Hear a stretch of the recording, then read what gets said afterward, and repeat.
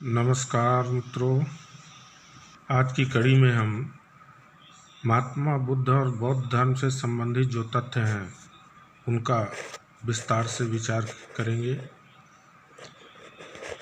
तो आपसे विनम्र अनुरोध है कि चैनल को सब्सक्राइब ज़रूर कर लीजिएगा और लाइक और कमेंट कर दीजिएगा। धन्यवाद। और जो सुझाव हों वो भी आप दे सकते हैं। धन्यवाद। महात्मा बुद्ध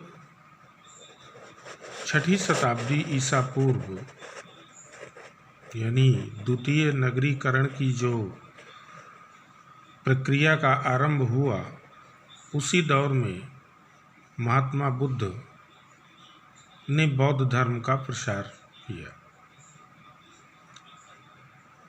महात्मा बुद्ध का जन्म 563 ईसा पूर्व में हुआ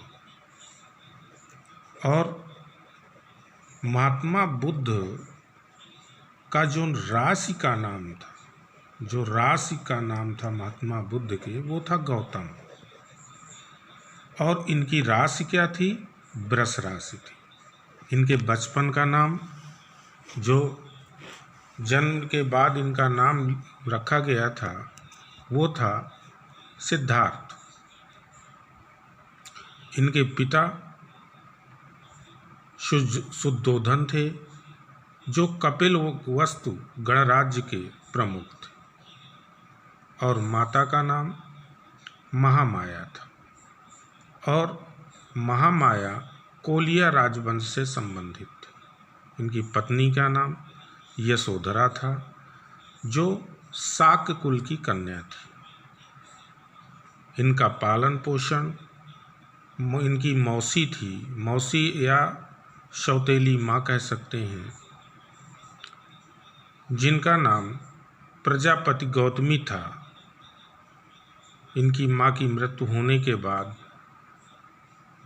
सिद्धार्थ का लालन पालन इन्होंने ही किया। इसके बाद हम आते हैं, चूँकि महात्मा बुद्ध का जब जन्म हुआ तो बड़े जो शुद्धोधन थे, चूँकि एक राजा ही थे, बड़े उत्साह का माहौल था और इन्होंने बालक के भविष्य या बालक के विषय में जानने के लिए एक ब्राह्मण या पंडित या विद्वान को बुलाया। उस विद्वान व्यक्ति ने इनके मस्तिष्क को देख करके बताया कि राजन, ये बहुत ही भाग्यशाली पुत्र है आपका, और चूंकि इसके जो लक्षण हैं वो अजीब हैं, या तो ये बहुत बड़ा चक्रवर्ती सम्राट बनेगा और या तो ये बहुत बड़ा ज्ञानी या सन्यासी बनेगा। उस विद्वान व्यक्ति की बात सुनकर के राजा शुद्धोधन, चूँकि बचपन से ही जो सिद्धार्थ थे वो कुछ हटके थे, उसी प्रक्रिया में जब उनके पिताजी ने ये महसूस किया तो उन्हें हर सुख सुविधाओं की व्यवस्था वो पहले से कर देते थे, ताकि सिद्धार्थ का मन वैराग्य की ओर न जाए। इसी कड़ी में इनका जो विवाह है वो यशोधरा से किया जाता है। निहायत सुंदर होती है वो, लेकिन इनका मन वहाँ भी नहीं रमता। एक दिन नृत्यशाला में जाते हैं, वहाँ नृत्य करती अनेक सुंदर सुंदर कन्याओं के बीच घिरे बैठे होते हैं। अचानक इनकी नींद लग जाती है। जैसे ही इनकी नींद लगती है, नृत्य बंद हो जाता है और नृत्य करने वाली जो कन्याएं होती हैं वो भी अस्त व्यस्त स्थिति में निद्रा में विलीन हो जाती। जब इनकी नींद खुलती है वो विभत्स रूप देखते हैं और कहीं न कहीं उनके मन में एक ग्लानि पैदा होती है। इसी के बाद उनके मन में अनेक विचार उत्पन्न होते हैं, एकांत में बैठ के सोचते हैं, मनन करते हैं। इसी कड़ी में वो 29 वर्ष की अवस्था में ग्रह को त्याग देते हैं और बौद्ध धर्म में इस ग्रह त्याग की घटना को महाभिनिष्क्रमण के रूप में जाना जाता है। 29 वर्ष की उम्र के बाद 35 वर्ष की अवस्था में इन्हें ज्ञान प्राप्त होता है और अपने ज्ञान प्राप्ति के बाद 45 वर्ष तक इन्होंने अपने धर्म का प्रचार किया। ज्ञान प्राप्ति की जगह कहाँ थी? जहाँ इन्हें ज्ञान प्राप्त हुआ वो थी बोध गया, और बोध गया निरंजना नदी के तट पर स्थित है। इन्होंने अपना उपदेश का माध्यम जो बनाया, अपने उपदेश देने का जो माध्यम बनाया वो था पाली या मगधी। प्रथम उपदेश इन्होंने कहाँ दिया? सारनाथ के, और सारनाथ का दूसरा नाम क्या है? ऋषिपतनम या मृगदाव। इन्होंने प्रथम वर्षावास, जो अपना प्रथम वर्षावास है, इन्होंने सारनाथ में बिताया और अंतिम वर्षावास इन्होंने कहाँ बिताया? अंतिम वर्षावास इन्होंने वैशाली में बिताया। इनके सारथी का नाम क्या था? चन्ना या चणक। जो इनका सारथी था, जो जब ये ग्रह त्याग रहे थे तो जो इन्हें छोड़ने गया, या इनका जो सारथी कहीं भी जाते थे घूमने, जो लेके जाता था वो था चन्ना। घोड़े का नाम क्या था? कंथक। इनका जो घोड़ा था उसका नाम क्या था? कंथक। प्रथम इनके जो गुरु थे वो कौन थे? आलार कलाम। जिनसे इन्होंने पहली बार ज्ञान प्राप्त किया वो कौन थे? आलार कलाम। और इन्होंने ये किस दर्शन के विद्वान थे? तो ये सांख्य दर्शन के विद्वान थे। इनकी उपाधि क्या थी? महात्मा बुद्ध की उपाधि क्या क्या थी? तो शाक्य मुनि के नाम से इन्हें जाना जाता था, तथागत के नाम से जाना जाता था, और एशिया का ज्योतिपुंज के रूप में भी इन्हें जाना जाता था। इनके पुत्र का नाम राहुल था और इनकी जो मृत्यु हुई, यानी बौद्ध धर्म में मृत्यु को महापरिनिर्वाण कहा जाता है, और इनका जो महापरिनिर्वाण है वो 483 ईसा पूर्व कुशीनगर यानी मल्लगढ़ राज्य में हुआ। और जिन्होंने गौतम को जो घटनाएं सिद्धार्थ को बुद्ध बनने के लिए प्रेरित किया, वो घटनाएं थीं। एक वृद्ध व्यक्ति को देखा तो इनके मन में ये विचार आया कि एक दिन हमारी भी ऐसी ही स्थिति होगी। इसके बाद बीमार व्यक्ति को देखते हैं, वो भी दुखी है, परेशान है। इसके बाद एक मृत व्यक्ति को देखते हैं और ये देखकर आता है कि ये दुनिया से इसी तरह दुख भोगते हुए सभी लोग मृत्यु में विलीन हो जाते हैं। अंत में एक खुशहाल प्रसन्न मुद्रा सन्यासी को देखते हैं और यही दृश्य देखने के बाद उनके मन में वैराग उत्पन्न हो जाता है, और वैराग उत्पन्न होते ही वो क्या करते हैं? ग्रह त्याग। गृह त्याग को बौद्ध धर्म में महानिष्क्रमण के रूप में जाना जाता है। और जब महानिष्क्रमण किया उस समय महात्मा बुद्ध की आयु क्या थी? 29 वर्ष की थी। और अनोमा नदी के तट पर जब ये गृह त्याग किए तो घर से जब निकले तो एक राजकुमार के रूप में निकले, लेकिन अनोमा नदी के तट पर पहुंचने के बाद इन्होंने वो राजसी वस्त्रों को क्या किया? त्याग दिया। और राजसी वस्त्रों को त्यागने के बाद क्या किए? सन्यासी के वस्त्र ग्रहण कर लिए। वैशाली में जब ये वैशाली पहुँचे और वैशाली में आकर के अलार कलाम के ये शिष्य बन गए, वहाँ से ये राजगृह पहुँचे और राजगृह में रुद्रक राम के शिष्य बने, रुद्रक राम पुत्र के शिष्य बने। और इसके बाद वहाँ से राजगृह से ये कहाँ पहुँचे? सेनापति ग्राम, जिसको उरुबेला के नाम से भी जाना जाता है। सेनापति ग्राम को ही उरुबेला के नाम से जाना जाता है। आधुनिक फाल्गु नदी के तट पर बैठकर तपस्या करने लगे और उरुबेला में फाल्गु नदी के तट पर बैठ करके ये क्या करने लगे? तपस्या करने लगे।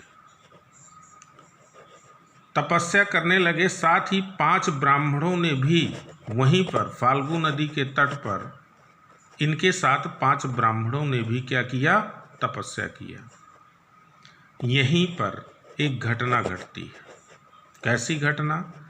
एक कन्या वहाँ से गुजरती है और देखती है कि महात्मा बुद्ध का मुंह खुला हुआ है, जीर्ण शीर्ण अवस्था है। और उसके मन में आता है, विचार आता है कि जाने कितने दिनों से ये भूखे होंगे। और घर जाती है, घर से खीर लाती है और खीर को उनके मुंह में रखती है। और जैसे मुंह में खीर रखते हैं, महात्मा बुद्ध उसको ग्रहण कर लेते हैं और तपस्या भंग हो जाती है। इस घटना के बाद वो जो 5 ब्राह्मण थे जो महात्मा बुद्ध के साथ तपस्या कर रहे थे, वो नाराज होते हैं और उनका साथ छोड़कर वो चले जाते हैं। इसके बाद महात्मा बुद्ध वहाँ से चल देते हैं और चलने के बाद वो गया पहुँचते हैं। गया पहुँचने के बाद एक पीपल के वृक्ष के नीचे अपनी समाधि लगाते हैं। तपस्या वहीं पर तपस्या प्रारंभ कर दी और 8वें दिन, तपस्या प्रारंभ करने के 8वें दिन उनको ज्ञान की प्राप्ति होती है। और इस घटना को, जिसे संबोधि कहा जाता है, यानी बौद्ध धर्म में इस घटना को संबोधि कहा जाता है। इसके बाद वहाँ से जब ज्ञान प्राप्ति हो गया तो उन्होंने इस ज्ञान को प्रसारित करने का विचार उनके मन में आया कि जो मुझे ज्ञान प्राप्त हुआ है उस ज्ञान को मैं लोगों तक फैलाऊं। और इसी कारण से वो क्या किए? सारनाथ को प्रस्थान किए। सारनाथ गए और सारनाथ में अपना प्रथम उपदेश दिया। और इसी घटना को बौद्ध धर्म में धर्म चक्र प्रवर्तन के नाम से जाना जाता है। और पहला उपदेश किसे दिया? उन्हीं 5 ब्राह्मणों को जो उरुबेला में इनका साथ छोड़ करके क्या किए थे? चले गए थे।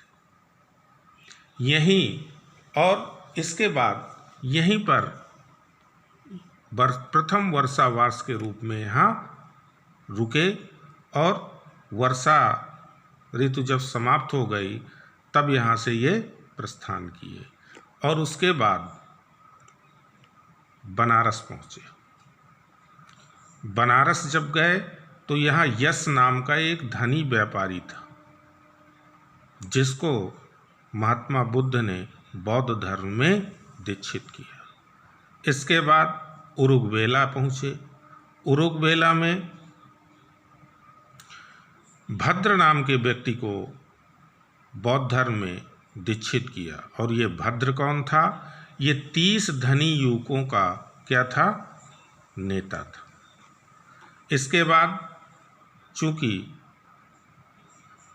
उस समय जो राजा था, जो राजवंश था राजगृह में, वो था बिंबसार का शासन था। तो बिंबसार के आमंत्रण में विशेष आग्रह करके बुलाया था महात्मा बुद्ध को, पहुँचे और वहाँ पर बिंबसार और उनकी पत्नी खेमा को बौद्ध धर्म में दीक्षित किया। और इस उपलक्ष्य में बिंबसार ने महात्मा बुद्ध को बेलवन विहार दान किया। यानी बेलवन विहार को दान किसने किया था? तो राजगृह में बिंबसार ने दान किया था। इसके बाद लुम्बिनी वन, इसके बाद वो कहाँ पहुँचते हैं? लुम्बिनी वन में। और परिवार के लोग, चूँकि जब से महात्मा बुद्ध गृह त्याग किया था तब से वो अपने घर या गांव नहीं गए थे। तो इसी कड़ी में उनसे मिलने के लिए परिवार के लोग वहां आते हैं। और परिवार के लोग के साथ भाई देवदत्त भी आता है। और यहीं पर वो क्या करते हैं? बौद्ध धर्म ग्रहण करते हैं। इसके बाद श्रावस्ती पहुंचते हैं महात्मा बुद्ध। और श्रावस्ती पहुंचते हैं तो वहाँ का शासक जो था प्रसेनजित था, यानी कौशल नरेश के रूप में ये जाना जाता था। इसने भी बौद्ध धर्म को स्वीकार किया। इसके बाद इनकी जो वहीं पर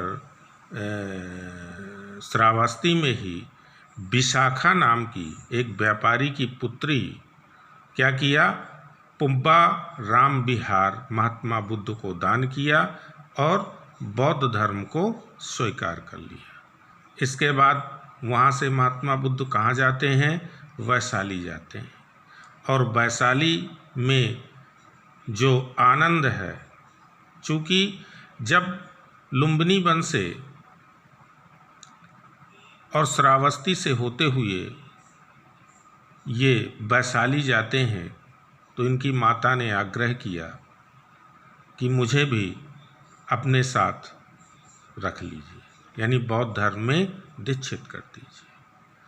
तो वो महात्मा बुद्ध ने मना कर दिया। लेकिन वहाँ से, कहाँ से? कपिलवस्तु से भूखी प्यासी पैदल वैशाली पहुँचती है माँ गौतमी। और जब माँ गौतमी की हालत महात्मा बुद्ध देखते हैं, उनके शिष्य आनंद देखता है कि पैरों में छाले पड़े हैं। और अगाध श्रद्धा बौद्ध धर्म के प्रति देख करके आनंद विचलित होता है और विशेष रूप से महात्मा बुद्ध से वो आग्रह करता है, प्रभु माँ को बौद्ध धर्म में दीक्षित यानी संघ में प्रवेश कर दीजिए। वहीं पर वैशाली में ही महात्मा बुद्ध आनंद से कहते हैं कि जहाँ ये धर्म हजारों वर्ष चलता, स्त्रियों के प्रवेश से ज़्यादा समय तक ये नहीं चलेगा। लेकिन आनंद के विशेष आग्रह पर महात्मा बुद्ध माँ गौतमी को बौद्ध धर्म में दीक्षित करते हैं और संघ में प्रवेश देते हैं। इसके बाद चूंकि संघ का महिलाओं का एक संघ बनता है और उसमें खेमा भी रहती है जो बिंबसार की पत्नी है, गौतमी इनकी माँ, यशोधरा, नंदा और आम्रपाली जो वैशाली की, आम्रपाली क्या है? वैशाली की नरवधु। इसके बाद श्रावस्ती पहुँचते हैं वो। जब दोबारा फिर श्रावस्ती पहुँचते हैं और यहीं पर उनकी भेंट किससे होती है? अंगुलीमाल डाकू से,